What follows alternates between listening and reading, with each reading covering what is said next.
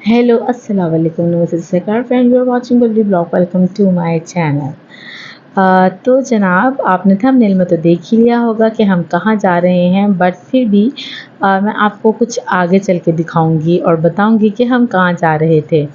Anyway, अभी तो आप हमारे साथ इंजॉय कीजिए इन सड़कों को और इन रोडों को और इस मौसम को और इन पहाड़ों को। क्योंकि जनाब हम हैं बलूचिस्तान की वादियों में और ये बलूचिस्तान के पहाड़ हैं जो कि आपको मज़ीद आगे जाके और क्लियर नज़र आएंगे। और ये बलूचिस्तान की रोड हैं, बड़े बड़े रोड, खुले खुले रोड।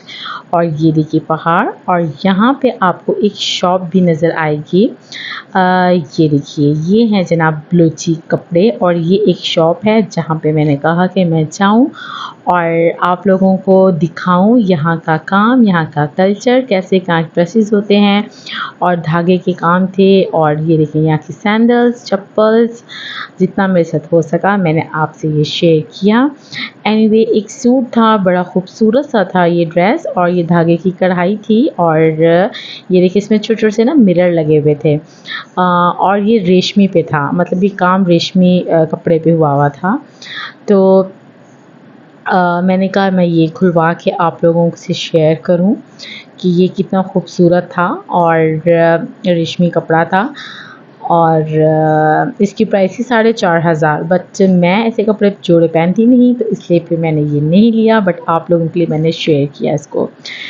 एनीवे एनीवे एनीवे आगे बढ़ते हैं, और ये आपको खुली खुली सी सड़कें, बड़े बड़े रोड नज़र आ रहे हैं। खैर, हमारा भी फ़र्स्ट एक्सपीरियंस था यहाँ पे जाने का, बट जस्तजू थी, एक लगन थी और एक हिम्मत थी और एक चार्म था कि हम यहाँ पे जाएं और हम अचीव करें अपनी मंजिल को।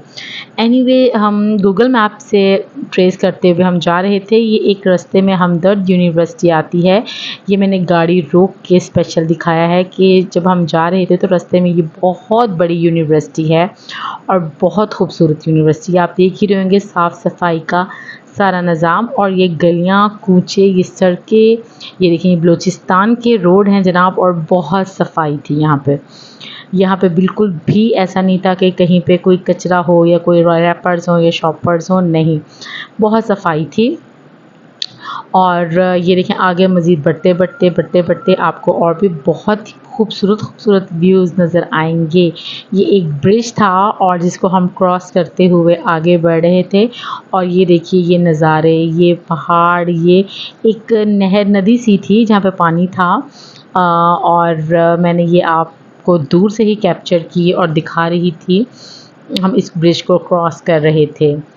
एनीवे, ब्रिज को क्रॉस करते ही मुझे एक ऐसा खंबा नज़र आया, जी जनाब, वो खंबा कम और ऐसे लग रहा है जैसे बेलें ज़्यादा हैं, और इस खंबे के ऊपर कुदरती तौर पे बेल लिपटी हुई थी और ये बहुत ही खूबसूरत लग रहा था, ऐसे जैसे किसी ने खुद डेकोरेट की है इसको, बट ये कुदरती तौर पे खंबे से लिपटी हुई थी। ये देखिए कितने खूबसूरत लग रही हैं।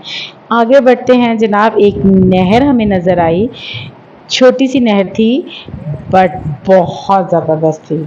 बहुत ही ठंडा ठंडा सा पानी था और इतनी गर्मी थी, लू थी, बट इसको देख के बहुत ही सुकून मिल रहा था। ये देखिए कितना खूबसूरत यहाँ का वेदर है, हरियाली है, पानी है, दरख्त हैं, जनाब और क्या चाहिए लाइफ में।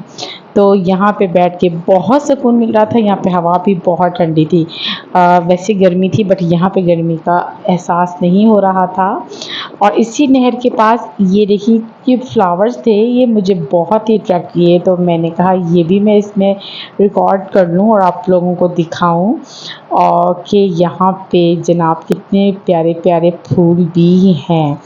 और ये नहर देखिए, यहाँ से तो उठने को दिल ही नहीं चाह रहा था, बट जाना था आगे। ये देखिए जनाब, हम जा रहे थे ससी पुन्नू के दरबार में। तो जनाब हम ससी पुन्नू के दरबार पर जा रहे थे, और जैसे कि आपको पता ही था, अपने थंबनेल में देखा था, बट चलें आप ससी पुन्नू का वहाँ पे आपने साइन बोर्ड देखा। और अब यहाँ से हम लोग ससी पुन्नू के साइन बोर्ड से टर्न हुए लेफ़्ट में, और जनाब असल सफ़र शुरू होता है अब। अब आप देखिएगा कि हमारे साथ कौन कौन सी हिडन्स हुई। ये देखिए, ये एक ऐसा पत्थर था जो कि टूट चुका था, बीच में से 2 टुकड़े हुआ था और ये मुझे बहुत ही अट्रैक्ट किया। ये दूर से बहुत प्यारा लग रहा था। मतलब ये एक पहाड़ के 2 हिस्से और इसे किसी ने इसे साइड पे रखा हुआ है। तो मैंने कहा मैं आपको ये दिखाऊं क्योंकि मुझे अच्छा लग रहा था। अच्छा, वहाँ पे ना ट्रकों पे ना बड़े-बड़े से पत्थर भर के लिए जा रहे थे। ये देखिए, ये देखिए, ये सारे शहर में जाते हैं पत्थर, फिर इनसे मार्बल वगैरह तैयार होता है और ये काम आते हैं। और ये सारे ट्रक पे ना मैंने फ़र्स्ट टाइम देखे थे और कभी ऐसा कभी नहीं देखा मैंने, तो वहाँ पे जाके ये एक्सपीरियंस हुआ मुझे। और ये देखिए, ये ऐसी जगह थी यहाँ पे, ये मतलब दूर दूर तक कोई भी अब आपको डेज़र्ट नहीं आएगा। डेज़र्ट ही डेज़र्ट, डेज़र्ट भी नहीं कह सकते हम इसे, पहाड़ी इलाका था ये सारा। और यहाँ पे ये देखिए, मैं आपको दिखा रही हूँ दूर से सारा कुछ, सारा व्यू। अब यहाँ पे दूर दूर तक पानी का कोई इंतज़ाम नहीं था, कोई नदियाँ नहीं थी, कोई वहाँ पे झरने नहीं थे कि हम जहाँ से पानी ले सके, लेकिन हम लोग ने अपना इंतज़ाम किया हुआ था। इधर बस दूर दूर तक पहाड़ ही थे और पहाड़ भी देखिए कैसे खुश्क थे। और ये मैं स्पेशल आपको दिखा रही हूँ, ये पत्थर बड़े बड़े ना ज़बरदस्त, ये चिकनी मिट्टी के नहीं, ये पत्थर थे, पहाड़ थे। ये रेड ब्राउन कलर में थे, तो ये बहुत ही ट्रैक कर रहे थे। और पहाड़ों के अंदर ऐसे होल थे जैसे खुद बनाए गए हैं। बट ये कुदरत का निज़ाम है, ये कुदरत है कि पहाड़ों में भी डिज़ाइन थे और ये बड़ी खूबसूरत चट्टानें लग रही थी, तो मेरे से रहा नहीं गया और मुझे जो जो अच्छा लगा मैंने आपके लिए रिकॉर्ड किया। एनीवे, आगे बढ़ते हैं और मैं आपको आगे दिखाती हूँ। ये देखिए जनाब, अब यहाँ पे काफ़ी दूर तक कुछ नहीं था, बस पहाड़ थे और हम थे और ये नज़ारे थे।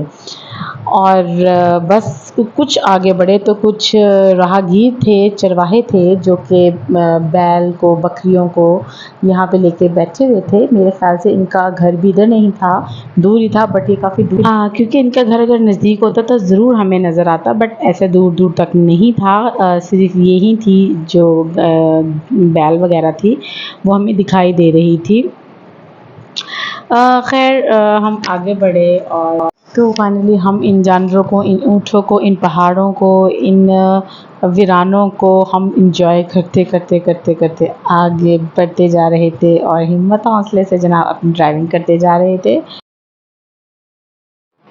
तो जनाब गर्मी थी शदीद और मैं ये सोच रही थी कि ये पानी कहाँ से पीती होंगी, बट बनाने वाले ने कोई तो इंतज़ाम किया होगा इनका। खैर, आप ये पहाड़ देखिए और ये देखिए, ये देखिए कितना दूर दूर तक देखिए सिर्फ पहाड़ थे। हमें इन पहाड़ों को क्रॉस करके जाना था जनाब सस्सी पुन्नू के दरबार पे, और 2 पहाड़ थे जो हम लोग ने क्रॉस किए और हम उनको क्रॉस करके अब डर भी रहे थे क्योंकि चढ़ाइयाँ काफ़ी थी, ढलानें काफ़ी थी और कहने वालों ने ये कह दिया था कि यहाँ पे ये गाड़ी नहीं जा सकती, स्पेशल इसके लिए गाड़ी होती है, जीप्स होती हैं। और देखिए पहाड़ी इलाकों में फिर हमें नज़र आए कैमल और इतने सारे थे और ये गाड़ी को देख के ना भाग गए थे। ये मुझे बड़े डरपोक से लगे और ये भाग दौड़ सुना ही पीछे से हमला करते हैं, बट इन्होंने हमला नहीं किया था। और फिर हम लोग आगे बढ़े और इसी तरीके से फिर एक पहाड़ को हम लोग ने क्रॉस किया, फिर दूसरे पहाड़ को क्रॉस हमने किया और जनाब खुदा खुदा करते और बस हम पहाड़ करते हम पहुँचे जनाब अपनी मंजिल पे। और यहाँ पर आए हम और यहाँ पे फिर ये थोड़े बहुत ये देखिए ये होटल वगैरह हैं जो आते हैं विज़िटर और वो यहाँ से चाय वाय पीते हैं, ढाबे हैं। और ये जनाब ये है सस्सी पुन्नू का दरबार। तो फाइनली हम पहुँच गए दरबार पे।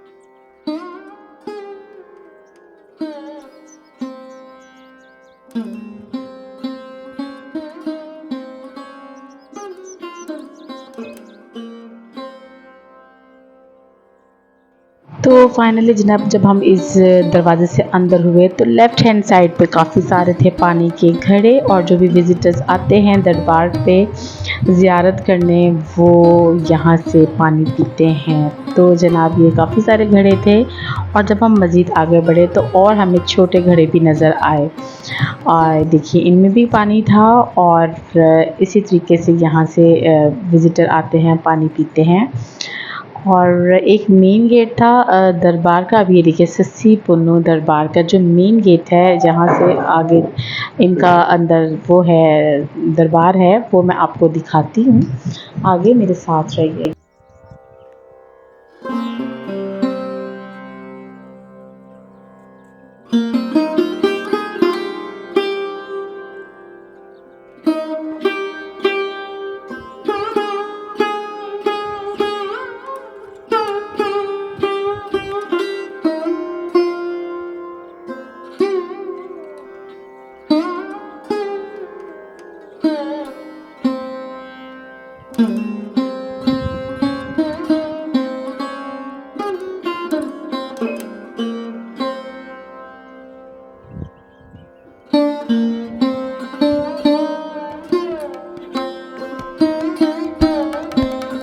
जी जनाब, फाइनली अब वो टाइम आ चुका है कि मैं आपको लेके चलूं अंदर। और ये देखिए ये साइड पे इसकी ये खूबसूरती से डेकोरेट की गई हुई है ईंटों से और साइड पे मल्टी कलर के झंडे थे और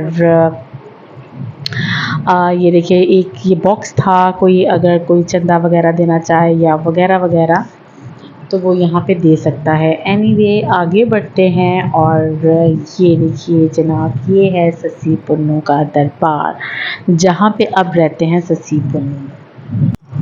और ये देखिए ये आगे मैं आपको दिखा रही हूँ मार्बल का फ़र्श था और काफ़ी अच्छा फ़र्श था। और यहाँ पे ये देखिए ये कुछ परिंद जिन परिंद थे वो दाना खा रहे थे। और ये है जनाब राइट हैंड साइड पे एक मस्जिद है और लेफ़्ट हैंड साइड पे दरबार है। तो ये मैं आपको सारा विज़िट करवा रही हूँ मस्जिद का भी और दरबार का भी। तो ये देखिए कितना खूबसूरत इस पे काम हुआ है इनकी दीवारों पे। और ये कुछ सिंधी शायरी थी जो शाह अब्दुल लतीफ़ भटाई की है और ये यहाँ पे दीवारों पे लिखी हुई थी। जो सिंधी समझ सकते हैं, पढ़ सकते हैं, उनको समझ आती है कि ये क्या इन्होंने शायरी में लिखा है। खैर जनाब आगे बढ़ते हैं और दरबार में अंदर आपको दिखाती हूँ।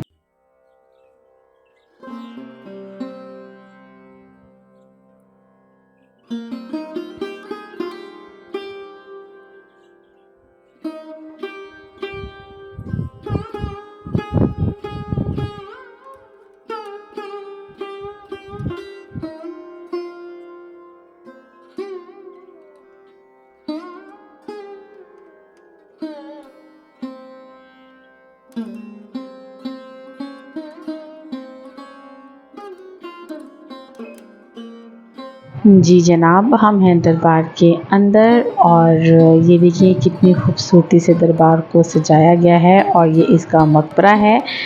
और जनाब इस मकबरे का भी मैंने आपको सारा दिखाया और यहाँ पे जो जो चीज़ें थी मैं आपको सब दिखा रही हूँ। ये देखिए ये एक मेहंदी वाला सारा पड़ा हुआ है, मेहंदी जिसमें लगी जाती है वो है।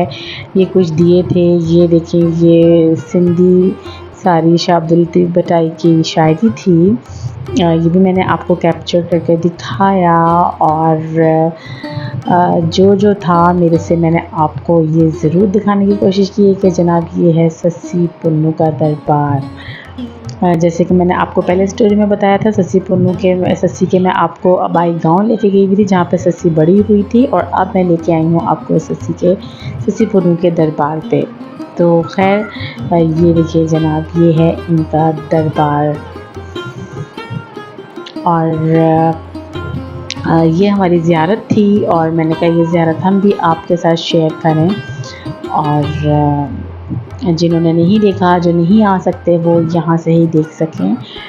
और ये देखिए अब हम चलते हैं बाहर एक बार से फिर से। ये देखिए ये सारा इसका व्यू है बाहर का और जनाब ये पहाड़ों के बलूचिस्तान के पहाड़ों के बीच में है दरबार सस्सी पुन्नू की। ये देखिए हर तरफ पहाड़ी पहाड़ है, मैं आपको दिखा रही हूँ।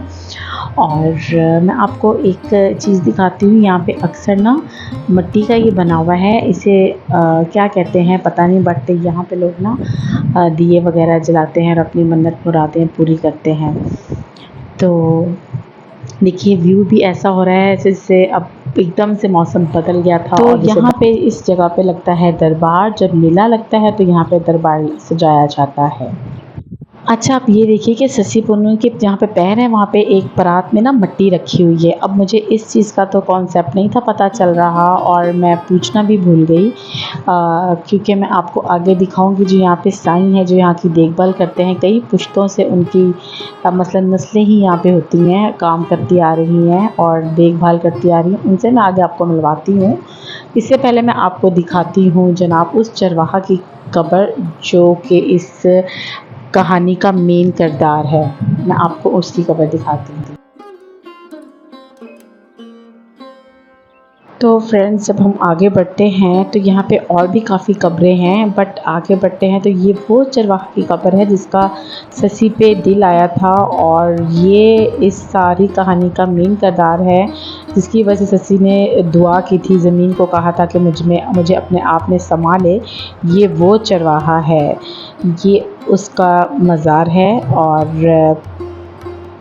मैं आपको अंदर से विज़िट करवाती हूँ।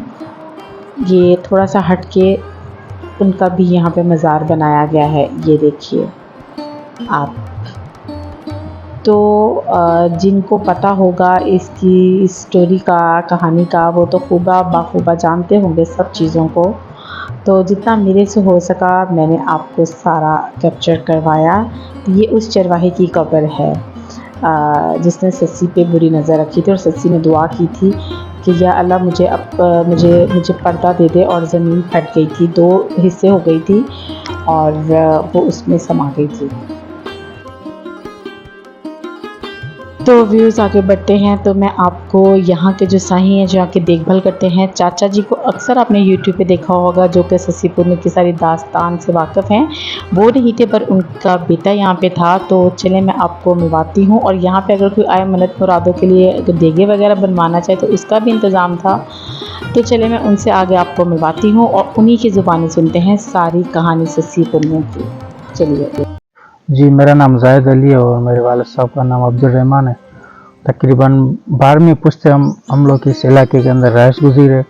तो जो दरबार है ये मेला सिस्टम ये सन 80 से स्टार्ट हुआ है और ये जो दरगाह है ये सस्सी पुन्नू की है।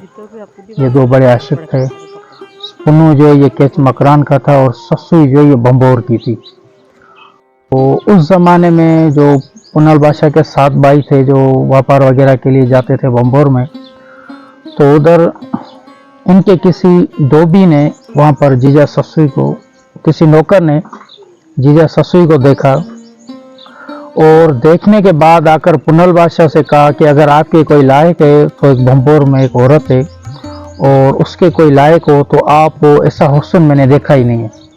तो पुनल बादशाह ने दिल में ख्याल किया कि जो मैं ख्वाब में तस्वीर देखता था ये कहीं वही तो नहीं है। तो पुनल बादशाह ने जाने के लिए जिद की तो अपने बाप को कहा कि बाबू मैं जाता हूँ बम्बोर पे व्यापार करने के लिए। तो अल्लाह पाक ने पुनल बादशाह को इतना हुस्न दिया हुआ था कि उसका जो अबू था, आरी नाम था, वो जब तक पुनल को नहीं देखता था तो किसी मजलिस या कचहरी में बैठता ही नहीं था। तो जब पुनल बादशाह ने जिद किया तो बड़ी मुश्किल से इसने मान लिया, ठीक है। तो पुनल बादशाह काफिलों के साथ निकल गया और 360 ऊँट थे इसके काफिले में। ये इन लोगों ने ऊँट को इधर सिर्फ खतूरी खिलाई, ऊँट को सिर्फ इन लोगों ने खतूरी खिलाई और शाबदिलती बिटाई की शायरी है। तो ये बम्बोर पे पहुंचे उस टाइम फजर का टाइम था पुनल बादशाह वाले जैसे ही। तो शाबदिलती बिटाई की शायरी मैं आपको सिंधी में सुनाता हूँ कि वर में कोने वर डेरन वडवर कयो। और दूसरी कि केचा आयो काफिलो अच्छी अत्तर ओटियाऊं, कि केच से जो काफिला आया इन लोगों ने पूरा बम्बोर खुशबू कर दिया। केचा आयो काफिलो अच्छी अत्तर ओटियाऊं, खतूरी जी खुशबू सां वंटण वासियाऊं, जॾहिं खेमा खोड़ियाऊं तो वरियो वक्त बम्बोर जो। जिस दिन उन लोगों ने अपने खेमा लगाया था वो इलाका बम्बोर का था और ये फजर को इनका काफिला पहुंचा था। तो हर बंदा दिल में ये ख्याल करने लगा कि बस सुबह होए तो हम लोग जाकर देखे ऐसा कौन सा व्यापारी है जिसने इतनी सारी खुशबू लेकर आया। तो जीजा ससुई भी अपने बाप के साथ थी। तो मैंने क्या कि लिबास ऊपर खड़ा हो गया। तो इनका जो है अजल में लिखा सांप को देख देर थी। तो पुनल बादशाह ने जैसे ही जीजा ससुर देखा, नौकरों ने हुक्म किया, माल जो है नीलाम करो, खत्म करो। सेकंड हो गए, माल इनका जो कुछ था नीलाम हो गया। और पुनल बादशाह जो है ये गया मोहम्मद खट्टी के पास कि अगर आप मुझे काम दोगे तो मैं धोबी हूँ और मैं काम करूँगा। तो मोहम्मद खट्टी पुनल बादशाह की तरफ निगाहें घुमाकर देखता है कि आप हुस्न और लिबास से तो धोबी नहीं लगते हो। तो पुनल बादशाह ने कहा कि हुस्न अल्लाह की देन है और अल्लाह ने मुझे अता किया, बाकी अल्लाह ने मुझे पैसे दिए तो मैंने अच्छा लिबास पहना हुआ है, वैसे मैं ख़ानदानी धोबी हूँ। और पुनल बादशाह वहाँ पर धोबी बन के कुछ अरसा गुजार रहा था, कपड़े वगैरह धो रहा था और इतनी खिदमत कर रहा था, जी जा आजिज़ी निवृत्त में रह रहा था। मोहम्मद खट्टी ये समझता था कि ससुई मेरी बेटी है तो पुन्नू मेरा बेटा है। और इनका ये जो काफ़िला है ये वहाँ पर केच में जाकर पहुँचा है।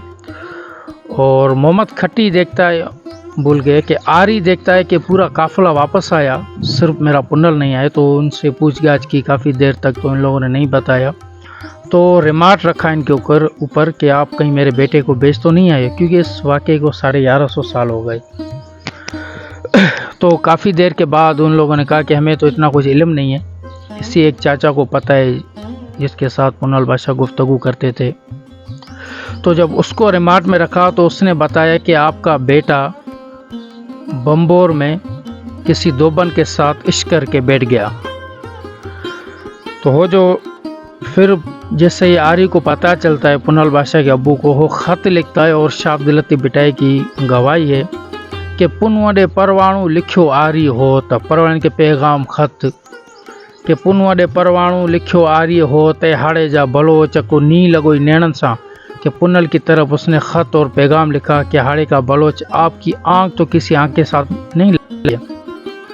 तो बादशाह ने जैसे ही ख़त पढ़ा और उस ख़त को जवाब भी फिर सिंधी में शायरी शाब्दिलती बिटाई की कि लगो नी नैणन से हाणे करें कि वाकई बाबा मेरी आंख तो किसी आंख के साथ लग गई, अब मैं क्या करूं। लगो नी नैणन से हाणे करें कि ससुई मुँह न छड़िया सा वंजण सी, कि बाबा मेरी सांस भी जाएगी मगर मैं ससुई को नहीं छोड़ूंगा। तो पुनल बादशाह ने देखा कि ख़त अगर बाबा के पास जाएगा और बाबा बादशाह है, कुछ भी करके मुझे तो यहाँ से ले जाएगा। तो इसने जाकर मोहम्मद खट्टी को बोला कि अगर आप मुझे रिश्ता दे तो मैं ससुई से शादी करता हूँ। तो मोहम्मद खट्टी ने देखा कि ससुई जैसी बेटी और पुन्नू जैसा बेटा और मेरे को क्या चाहिए। हाँ, इस तरफ शादियों की अगर खत आरी ने खत पढ़ को बोला कि बेटा केच छोड़ो, बम्बोर जाओ, कुछ भी हो जाए पुनल को लेकर आओ। तो वहाँ से इनके भाइयों का काफ़िला की रवान की तैयारी हो गई, क्योंकि इस दौर में गाड़ियाँ फ़ोन वगैरह उस दौर में तो कुछ भी नहीं थे, सफ़र था ऊँटों का। और यहाँ से तकरीबन बम्बोर केच मकरान से 750 किलोमीटर सफ़र है। तो जैसे ही इनका काफ़िला रवाना हुआ, ये बम्बोर पहुँचा है, उसी दिन सुबह को जीजा ससुई की शादी हो चुकी थी पुनल बादशाह से। तो इनका काफ़िला पहुँचा और इन लोगों ने आकर मालूमात की तो इनको पता चला कि ससुई और पुन्नू की शादी है। तो इनके जो भाई थे इन्होंने दोबारा ऐलान किया कि भाई हम दोबारा ऐलान करते हैं, ये कोई धोबी नहीं है, ये केच मकरान का बादशाह है और हमारा भाई है, हम इसकी दोबारा करते बड़ी धूमधाम से। ये सुनकर जीजा ससुई को एक खुद का अजीब सा महसूस होने लग गया कि जैसे सिंधी में कहते हैं को उल्को, कि कहीं मेरे साथ धोखा न हो जाए कि पहले पुन्नू बताता मेरा कोई भी नहीं है, मैं धोबी हूँ, और आज अचानक ये बादशाह निकलाए, कहीं इनको मेरे से कोई साबुन की बदबू ना आ जाए।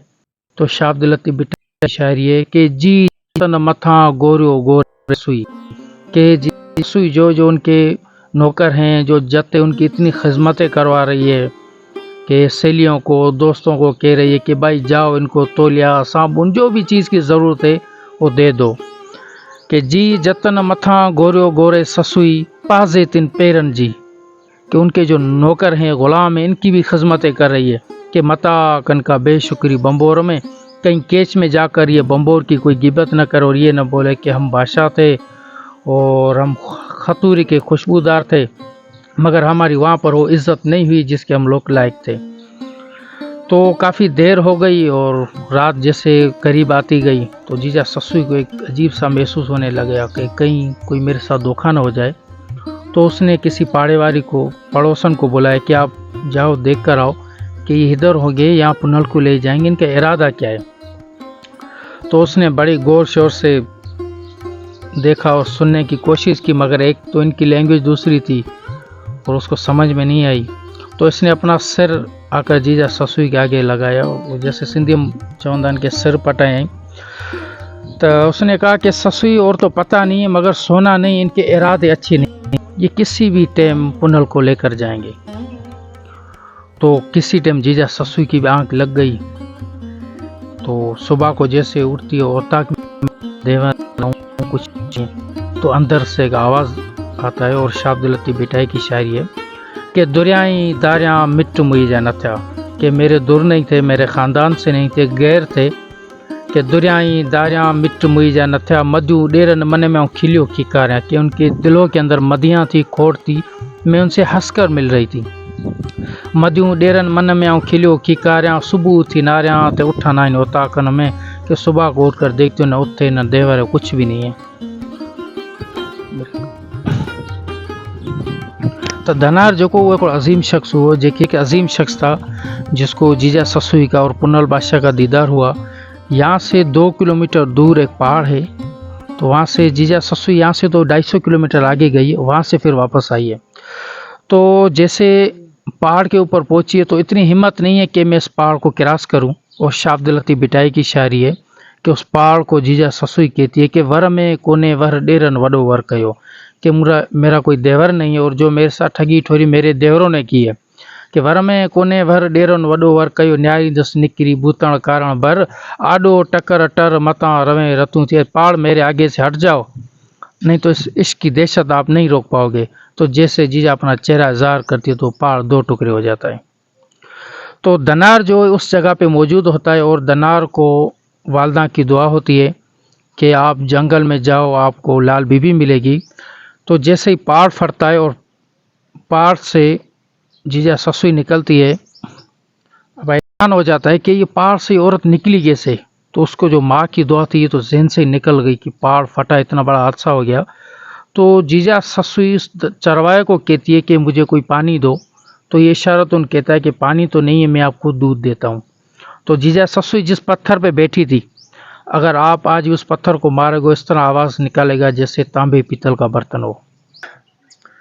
तो उधर पत्थर है, अगर जिधर धनार जीजा ससुई को मिला था उसने जो अपना बर्तन रखा था, तो करामत जो है उस पत्थर के अंदर चले गई है। अगर आप उसको मारोगे इस तरह आवाज़ निकालेगा जिस तरह तांबे पीतल का बर्तन हो। तो जीजा ससुई देखती है कि ये गैर मार मर्द है जो कुछ भी है। तो जैसे दरख्त में दाखिल होता है चरा हुआ, तो वहाँ से जीजा ससुई निकलती है। और बकरियाँ चाहने वाला ये सोचता है कि मेरे को मेरी वाह की दुआ थी कि ये तो नहीं है, तो अपना तन उधर पीछे आता।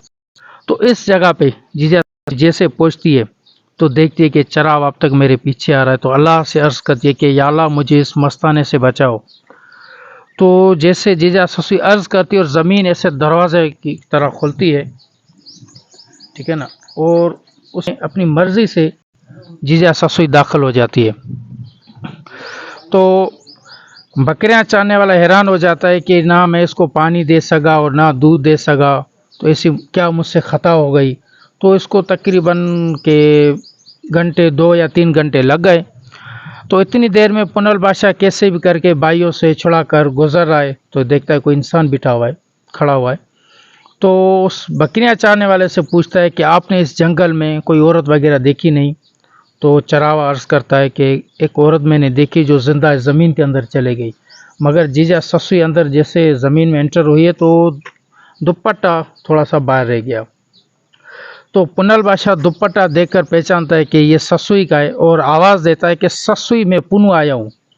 बकरियां चाहने वालों को नाम पता चलता है कि औरत का नाम ससुई था और मर्द का नाम पुनू था। तो जैसे आवाज़ लगाता है और जीजा ससुई अंदर से आवाज़ देती है और शाब्द लते बिटाए की शायरी है कि आप उन्हें मपस मन नहीं सोड़ी के पुनल आ जाओ, आप इसको तंग कबर नहीं समझना कि आप उन्हें मपस मन नहीं सोड़ी थियो राज रब जो वठो नूर नबी जो कई मेवा मजई वनी केच खबर पई त पुनू गड़ियो पिरन सा कि पुनल आ जाओ, आप इसको तंग कबर नहीं समझना और इसके अंदर अल्लाह का राज है, नबी का नूर है और कई मेवा जात है। तो पुनल बादशाह जैसे जाने के लिए ख्याल करता है दोबारा ज़मीन खुलती है और अपनी मर्जी से दाखिल हो जाता है, दोबारा ज़मीन बंद हो जाती है। तो इनको दोनों को एक ही कब्र में रखा गया है? ये रखा नहीं, ये दोनों जिंदा गए इसी। जिंदा चले गए? जी हाँ, एक ही जगह वहाँ पे बना दिया? ये सिर्फ एक हम लोगों ने निशानी बनाई हुई है। जी हाँ जी, तो व्यूज़ आपने सारी कहानी सुन ली और उनकी ज़ुबानी, और अब हमारे जाने का वक्त हो गया था। जहाँ से आए थे जनाब वहाँ से ही हम वापस चले और हमारा सफ़र यहीं तक था और ये था सस्सी पुन्नू का दरबार। तो जनाब अगर आपको ये मेरी वीडियो अच्छी लगी हो, मेरी काविश अच्छी लगी हो, तो मेरे चैनल को सब्सक्राइब कीजिएगा, लाइक कीजिएगा एंड शेयर कीजिएगा और मुझे अपनी दुआओं में याद रखिएगा। अब मैं आपसे मिलूँगी अगर ज़िंदगी रही तो नेक्स्ट व्लॉग में। तब तक के लिए अल्लाह हाफ़िज़।